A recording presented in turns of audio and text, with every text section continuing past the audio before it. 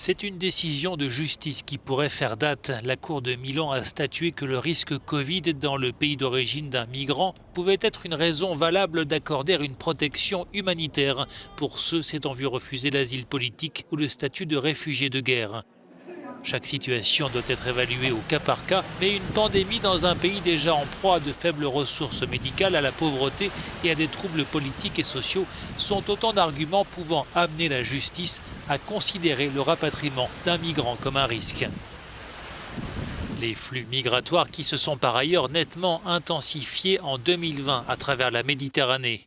Les autorités italiennes ont ainsi enregistré 34 000 arrivées, soit quasiment autant que le total des 2 années précédentes. C'est un peu moins qu'en Espagne, la première voie d'entrée en Europe pour les migrants. De son côté, la Grèce a recensé plus de 15 000 arrivées cette année. Malgré les mauvaises conditions météorologiques, les débarquements sur le sol européen se poursuivent. Une centaine de migrants se sont échoués sur une plage de Lampedusa où ils ont aussitôt été pris en charge et soumis à des tests Covid.